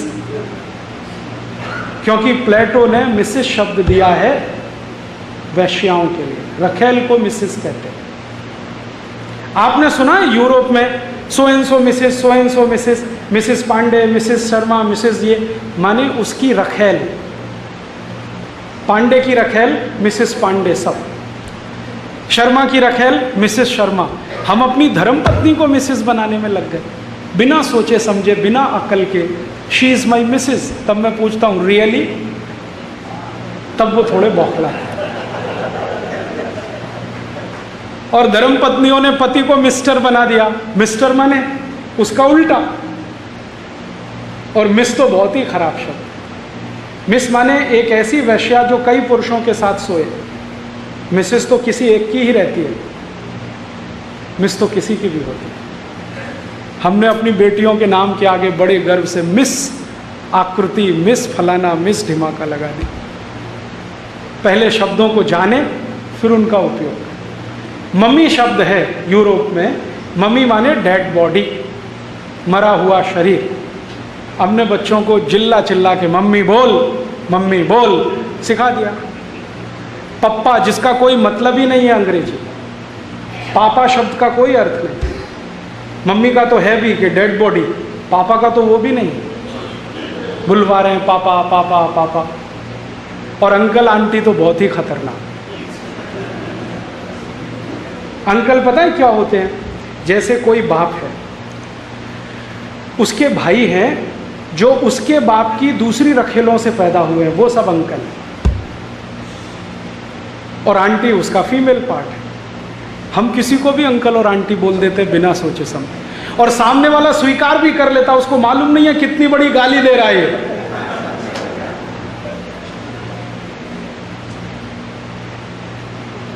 पहले अंग्रेजी और अंग्रेजियत और सभ्यता के बारे में पूरा जाने, फिर समझबूझ कर उपयोग करें तो अच्छा है। कभी कभी मुझे इतना खराब लगता है, किसी के घर में जाता हूँ, पिताजी का नाम रामदयाल, माताजी गायत्री देवी, बेटे का नाम टिंकू, पिंकू, डब्लू, बबलू। पूछो क्या नाम है, मतलब क्या है टिंकू का? टिंकू का अर्थ होता है आवारा लड़का, जो बाप की ना सुने माँ की ना सुने, वो है टिंकू। और ज़्यादातर बच्चे वहाँ टिंकू ही होते हैं यूरोप में। हमारा बेचारा सीधा साधा आज्ञाकारी उसको टिंकू टिंकू बोल बोल के उसका कचरा निकाल। तो मेरी आपको हाथ जोड़कर विनती है कि भाषा के स्तर पर, भूषा के स्तर पर, भोजन के स्तर पर, भजन के स्तर पर और भेषज के स्तर पर ये यूरोप की नकल मत करिए। और अगर करनी ही है तो पूरी करिए, अधूरी मत करिए। या तो पूरे यूरोपीय हो जाइए, अंग्रेज हो जाइए, और नहीं तो भारतीय हो जाइए। बीच में मत रहिए खिचड़ी की तरह से, त्रिशंकु मत बने। उन्होंने अपनी भूषा बनाई है, पैंट है, शर्ट है, कोट है, क्योंकि उनका वातावरण ठंडा है। मैंने आपको बोला ना, बहुत ठंडा वातावरण, इसलिए उनको पैंट चाहिए, शर्ट चाहिए, शर्ट के ऊपर टाई चाहिए, टाई के ऊपर कोट चाहिए, कोट के ऊपर ओवरकोट चाहिए, क्योंकि ठंड बहुत है। हमको नहीं चाहिए ये सब। अब हम भरी जून की गर्मी में 50 डिग्री सेंटीग्रेड में टाई कोट लगा के घूमें और घोड़े पर चढ़कर शादी करवाने जाएं, तो हमसे बड़ा सुपर इडियट कौन? और शादी जिस पत्नी से करें वो साड़ी में, और हम 3 पीस सूट और टाई में। हमारे यहाँ बोलते हैं पति पत्नी 2 पहिए हैं गृहस्थी की गाड़ी के, एक पहिया ट्रैक्टर, दूसरा साइकिल, कैसे चलेगी गृहस्थी? या तो पत्नी को भी बोलो कि स्कर्ट में आए तो आपका 3 पीस सूट और टाई जमेगा, क्योंकि यूरोप में पत्नी स्कर्ट पहनती है तो पति 3 पीस सूट और टाई पहनता है। यहाँ अगर पत्नी साड़ी पहन रही है तो आपको तो धोती कुर्ता वही ठीक है। और आप बोलेंगे जी धोती में क्या है? धोती दुनिया का ऐसा वस्त्र है जो बिना सिला हुआ है, और बिना सिले हुए वस्त्र में आप चाहें वो डिजाइन बना सकते हैं। हिंदुस्तान में धोती से 1000 से ज्यादा डिजाइन बन सकती है। और आप भारत के किसी भी इलाके में चले जाइए, धोती पहने हुए महिलाओं को देखकर बता सकते हैं कि ये किस राज्य की है। बंगाल की महिला की धोती, आसाम की महिला की धोती, महाराष्ट्र की महिला की धोती, आंध्रा की महिला की धोती, सब राज्यों की महिलाएं खाली धोती ही पहन के खड़ी हों तो मैं बता दूंगा ये किस राज्य की है, और वो सत्य निकलेगा। पैंट पहने हुए किसी आदमी को पहचानना मुश्किल है ये किस राज्य का है, क्योंकि भारत में कोई राज्य नहीं है जहाँ से पैंट निकली हो, वो तो यूरोप से आई है। स्कर्ट पहने हुए कोई महिला का पता नहीं। धोती इसलिए हम पहनते हैं कि उससे डिज़ाइन जैसी चाहें वैसी बनाएं। पगड़ी इसलिए पहनते हैं कि जैसी चाहें डिज़ाइन बनाएं। धोती और पगड़ी में बहुत बड़ा सौंदर्य बोध है। पगड़ी देखकर आप पहचान सकते हैं कि ये आदमी किस इलाके का है, मारवाड़ी है कि मेवाड़ी, हड़ौती का है कि कहाँ का, पगड़ी देख के, धोती देख के, क्योंकि दोनों ही बिना सिले हुए हैं। भारत में बिना सिले हुए वस्त्र पहनने की बहुत बड़ी परंपरा है। आप जानते हैं जितने बड़े धर्म यज्ञ होते हैं वहाँ आप बिना सिले वस्त्र पहनकर ही बैठ सकते हैं, क्योंकि पवित्रता उसी में है। ये सिले हुए वस्त्र तो यूरोप की नकल है। तो मेरी आपसे विनती है कि आप अपने जीवन में थोड़ा भारतीय बनिए, कोशिश करिए। आज हम नहीं हैं, लेकिन कोशिश करें तो 2 साल में हो जाए, 5 साल में हो जाए। ज़्यादा कोशिश करें तो हमारी आगने वाली जनरेशन तो हो ही सकती है। हम शायद नहीं भी हो पाए, अगली जनरेशन को तो बना ही सकते हैं। बस उनको ये समझ दीजिए कि भारत क्या है, यूरोप क्या है, उनकी मान्यता क्या है, उनकी परंपरा क्या है, उनकी वेशभूषा क्या है, हमारी क्या है, उनका भोजन क्या है, हमारा भोजन क्या है। वो पिज़्ज़ा बर्गर क्यों खाते हैं? क्योंकि और कुछ खाने को है नहीं। यूरोप में 3-4 ही अन्न पैदा होते हैं और उससे 3-4 ही डिश बन सकती है, इसलिए ले दे के उनके पास पिज़्ज़ा और बर्गर है। भारत में 1400 वस्तुओं का उत्पादन ज़मीन से होता है, यहाँ अलग अलग डिशेज़ हैं। मैं जिस दिन पैदा हुआ और जिस दिन मरूंगा हर दिन नई डिश खा सकता हूँ। इस देश में इतनी ताकत है, वहाँ है ही नहीं। और हम घरों में जो कुछ भी बनाते हैं वो हमारे स्वास्थ्य और प्रकृति से जुड़ा हुआ है। जितने भी अचार हिंदुस्तान में पड़ते हैं, बिना मेथी दाने के कोई अचार नहीं है, क्योंकि मेथी की हर समय ज़रूरत है, क्योंकि हम समशीतोष्ण जलवायु में रहते हैं और मेथी ही है जो समशीतोष्ण जलवायु में वात पित्त कफ तीनों को संतुलित रख सकती है और कुछ नहीं। इसलिए हर अचार में मेथी, हर लड्डू में मेथी, हर सब्जी में मेथी, जहाँ लगे वहीं मेथी, क्योंकि ज़रूरत है। अब कोई बाहर से आए और हमसे कहे कि तुम तो पागल हो, मूर्ख हो, ये हर अचार में मेथी डाल दिया। हमारे जैसा देखो, हम तो सॉस खाते हैं क्योंकि सॉस उनकी मजबूरी है, इसके आगे वो बना ही नहीं सकते कुछ। कच्चा माल एक टमाटर है और थोड़ी शुगर बना लेते हैं, चौथी कोई चीज़ है नहीं, तीसरी कोई चीज़ है नहीं, तो सॉस ही बनेगा, उससे और क्या बनेगा। तो उनकी जो मजबूरियां हैं उनको अपनी विशेषता मत बनाइए, और हमारी जो विशेषताएं हैं उनको कमजोरियां मत साबित करिए। तब हम जाकर इस भारत को सुजलाम सुफलाम देख पाएंगे। और ये साल कोई विशेष साल है। भारत में वंदे मातरम गान का ये 100वां साल है। भारत के स्वदेशी आंदोलन का ये 100वां साल है। आपको मालूम है सन 1906 में स्वदेशी आंदोलन शुरू हुआ। महाराष्ट्र में लोकमान्य तिलक ने उसकी नींव रखी। बाद में गांधी जी तो उसमें जुड़ गए, नींव तो लोकमान्य तिलक ने रखी थी। 5 नवंबर 1906 को पुणे शहर में लोकमान्य तिलक ने विदेशी कपड़ों में आग लगाकर स्वदेशी आंदोलन शुरू किया था, और उस दिन ये वंदे मातरम पूरा गाया गया था। तब से ये दोनों कहानी एक साथ जुड़ गई। तो वंदे मातरम का 100वां वर्ष है, स्वदेशी आंदोलन का 100वां वर्ष है। तो इस 100वें वर्ष में कुछ तो करें अपने जीवन में, थोड़े तो स्वदेशी बने, भारतीयता के नज़दीक चले। तो आप बोलेंगे हम क्या कर सकते हैं? इतना ही करिए कि जितना बने अपने जीवन में भारतीयता लाइए। तो कितने स्तर पर? 5, ज़्यादा नहीं कहता मैं। आपके भोजन में संपूर्ण भारतीयता लाइए, माने pizza, burger, hot dog, cold dog, chow mein, toffee, chocolate, biscuit, पाव रोटी, डबल रोटी, इनको थोड़ा बाहर करिए और अपने देश की चीज़ें अंदर लाइए। हमको पिज़्ज़ा बर्गर की ज़रूरत नहीं। अपने पास इडली है, सांभर है, रसम है, उत्तपम है, डोसा है, पूरी है, कचौरी है, सब्जी है, खीर है, पापड़ है, खाखरा है, 20 किस्म के खाखरे हैं, फाफड़ा है, पता नहीं क्या क्या है। हमको ये सब नहीं चाहिए। अपना भोजन और अपनी भूषा, बन पड़े उतनी भारतीय भूषा जितना संभव हो। फिर तीसरा, अपना भजन, माने अपना गान, अपना संगीत। ये पॉप म्यूज़िक, रॉक म्यूज़िक, इसमें मत फंसिए, क्योंकि उसमें म्यूजिक जैसा कुछ है नहीं, ना कर्ण प्रिय है, ना शरीर के लिए अच्छा है। तो भारतीय संगीत, भारतीय भजन, इसमें जाइए, आनंद भी मिलेगा, मोक्ष प्राप्ति भी होगी। यहाँ तो सब कलाएं मोक्ष प्राप्ति का साधन है।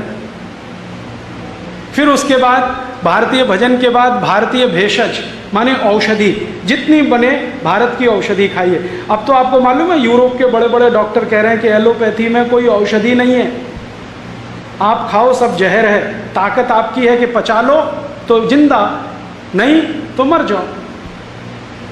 आपने देखा आजकल अमेरिका का एक बहुत बड़ा डॉक्टर है डीन ओर्निश, वो चिल्ला चिल्ला के कह रहा है कि एलोपैथी में कोई मेडिसिन नहीं है, सब जहर है, तुम्हारी ताकत कितनी है जहर को पचाने की तुम तय कर लो। और ये जो एलोपैथी के हम गुणगान गाते हैं ना, आपको मालूम है ये शुरू कैसे हुई है? ये ज़्यादा पुरानी नहीं है, 200-250 साल पहले की एक पुरानी कहानी सुना देता हूँ कैसे डॉक्टर होते थे। जॉर्ज वॉशिंगटन अमेरिका के एक राष्ट्रपति हुए, उनका एलोपैथी में परम विश्वास था। उनका एक बहुत अच्छा डॉक्टर था एमडी। तो एक दिन उनको बुखार आ गया, तो एलोपैथी का जो जनक माना जाता है ना, वो एक हिप्पोक्रेट्स नाम का व्यक्ति है। अब हिप्पोक्रेट का मतलब क्या होता है वो आप सब जानते हैं। तो हिप्पोक्रेटिस करके एक व्यक्ति हुआ, उसने एलोपैथी को जन्म दिया, ऐसा कहते हैं। तो वो क्या कहता था कि कोई भी बीमारी आए तो रक्त के प्रदूषण से आती है, तो बीमारी जैसे ही आए तो गंदा खून शरीर में से निकालो। तो वो जो जॉर्ज वॉशिंगटन का एमडी डॉक्टर था, उसने यही फिलॉसफी अपना दिया अपने राष्ट्रपति पर। उनको बुखार आ गया तो जॉर्ज वॉशिंगटन के अंदर गंदा खून है, इसको बाहर निकालो। तो उनकी नसें काट दी उसने ब्लेड से, यहाँ की नस काट दी, खून निकलना शुरू हुआ, भल भल भल भल भल भल। 24 घंटे में इतना खून निकल गया कि जॉर्ज वॉशिंगटन मर गया। ये है एलोपैथी, जिसके पीछे आप आंख बंद करके अंधों की तरह से भाग रहे हैं। जरा रुकिए, ठहरिए, देखिए कि उसमें कितना वैज्ञानिक सत्य है, तथ्य है, और कितना उसमें बकवास है। यूरोप की तो मजबूरी है कि वो एलोपैथी के अलावा कुछ कर ही नहीं सकते, क्योंकि उनके पास कुछ ऑल्टरनेट ही नहीं है, तो उनको करने दीजिए। आपके पास क्या कमी है बताइए ना। आयुर्वेद इतना बड़ा शास्त्र है जिसके 2 हिस्से हैं, प्रिवेंटिव और क्यूरेटिव। आपको तो जरूरत ही नहीं है। आयुर्वेद दुनिया में अकेला चिकित्सा शास्त्र है जो ये कहता है कि बीमारी मत पड़ो, स्वस्थ रहो, मस्त रहो, सर्वे भवन्तु सुखिनः सर्वे सन्तु निरामय। और उसके लिए उसने नियम बनाए हैं, छोटे छोटे नियम है आयुर्वेद में, उनका पालन आप करो। जैसे भोजन के 1 घंटे बाद पानी पियो, सबसे पहला नियम। पानी घूट घूट भर के पियो, एक साथ मत पियो। ठंडा पानी कभी मत पियो। सवेरे उठो तो सबसे पहले पानी पियो। फिर उसके बाद खाना खाना है तो बैठ के खाओ, खड़े होके मत खाओ। और रात्रि में विश्राम करना है तो पूर्व की दिशा में सिर करके सो। कभी मजबूरी हो तो दक्षिण की दिशा में सिर कर लो। ऐसे 2000 नियम हैं आयुर्वेद। कोई भी पालन करे तो जिंदगी भर स्वस्थ रहे। मैंने इनमें से कुछ नियमों का पालन अपने ज़िंदगी में किया है, और पिछले 18 साल से मैं किसी डॉक्टर के पास नहीं गया, एक इंजेक्शन भी नहीं लगाया, आधी गोली भी नहीं खाई। हर साल 1 लाख किलोमीटर का प्रवास करूं तो भी पीठ में दर्द नहीं होता। हर 10 दिन पर मेरा खाना बदलता है। अभी मैं राजस्थान में हूं, 10 दिन बाद कर्नाटक में रहूंगा। कर्नाटक राजस्थान के खाने में बहुत अंतर है। बस आयुर्वेद के नियम का पालन करता हूं तो पेट में भी कोई तकलीफ नहीं। ये मैं कर सकता हूं, आप भी कर सकते हैं, बस ध्यान देना है। फिर आप कहेंगे जी हमको तो पता ही नहीं है ये नियम कैसे हैं, कहाँ लिखे हुए हैं। आयुर्वेद की एक पुस्तक आप सब पढ़िए जरूर, उसका नाम है अष्टांग हृदय। कई प्रकाशकों ने उसका नाम बदल दिया है, अष्टांग संग्रह कर दिया, दोनों एक ही हैं। वो जरूर पढ़िए, उसमें 2000 से ज़्यादा सूत्र हैं। मैंने उसको 100 बार पढ़ा है, और मुझे लगता है उससे अच्छी दुनिया में कोई पुस्तक नहीं, जो आपको स्वस्थ तो रखती ही है, मोक्ष जाने का रास्ता बता देती कि मोक्ष कैसे होगा। वो आप ले लो, बाज़ार में मिलती है। अब कोई लोग कहते हैं इतनी मोटी पुस्तक है, पेज बहुत हैं, संस्कृत में है, कठिन संस्कृत में, कैसे पढ़ें? तो आप ऐसा करो कि हमने उस पुस्तक को आधार बना के छोटी छोटी कुछ पुस्तकें बनाई, 100 पन्ने की, 50 पन्ने की, 150 पन्ने की। वो नीचे आप जाएंगे तो नीचे रखी हुई हैं स्टॉल पे, आप वो ले जाओ। 5-6 किताबें हैं चिकित्सा विषय पर, वो सब अष्टांग हृदय के आधार पर हैं। उनको अगर आप पालन कर लो तो मैं बोलता हूँ कि 90% बीमारियों में आपको चिकित्सा की ज़रूरत नहीं पड़ेगी, डॉक्टर की आवश्यकता नहीं पड़ेगी। 10% बीमारियों को छोड़ देता हूँ क्योंकि वो आपकी गलती से नहीं, दूसरे की गलती से आती है। जैसे आप गाड़ी से जा रहे हैं, एक्सीडेंट हो गया, अब इसमें आपकी कोई मजबूरी नहीं है, हो गया तो अब वहाँ आपको थोड़ी सर्जरी की ज़रूरत पड़ेगी। तो 10% घटनाओं को छोड़कर 90% बीमारियों में न डॉक्टर की ज़रूरत है, न दवाओं की ज़रूरत है, न हॉस्पिटल की ज़रूरत है। आप अपने घर में ही ये कर सकते हैं। आयुर्वेद की ज़रूर ज़रूरत है, और आयुर्वेद हमारे जीवन का शास्त्र है, चिकित्सा का शास्त्र नहीं, जीवन का शास्त्र है। जीवन कैसे जीना, भारत में रहते हुए इस भूगोल खंड में जहाँ की जलवायु समशीतोष्ण है, जहाँ 16 तरह के क्लाइमेट जोन्स हैं, ऐसे स्थान पे कैसे ज़िंदगी जीना, ये आयुर्वेद में है। अगर आप चाहें तो अध्ययन करिए, संस्कृत में करें तो बहुत अच्छा, सरल हिंदी में करना चाहें तो नीचे हमारे प्रकाशन की किताबें हैं, आप ले जाइए। किसी भी पुस्तक पर हमारा कॉपीराइट नहीं, सबको कॉपी करने का राइट है, क्योंकि हम भारतीयता में मानते हैं जिसमें ज्ञान किसी की संपत्ति नहीं, सबके लिए। मेरे लिए थोड़ी है, मैंने कहीं से लिया आपको दिया, आप किसी और को दे दो। ज्ञान को तो बांटने की परंपरा है। हम तो जितना ज्ञान बांटें उतना बढ़ता है, जितना दान दें उतना बढ़ता है। यूरोप में तकलीफ है कि हर ज्ञान को पेटेंट करके रखो, दूसरे को छूने मत दो। तो वो पुस्तकें पढ़ सकते हैं, ऐसी इन विषयों पे छोटी छोटी CD बनाई है, वो सुन सकते हैं, दूसरों को सुना सकते हैं। थोड़ा इसका प्रचार करिए भारत और भारतीयता का, तो अगले 2-3 वर्ष में शायद ये देश बदले। आप नहीं बदलें तो आपकी पीढ़ी जरूर बदल जाए जो आने वाली है, तो शायद एक नया भारत हम देखें, जो भारत हो, भारतीयता से युक्त हो, जिसमें इंडिया ना हो और जिसमें अंग्रेजियत ना हो। तो ऐसा भारत बने, ये मेरी अभीष्ट, मैं चाहता हूँ कि ऐसा हो।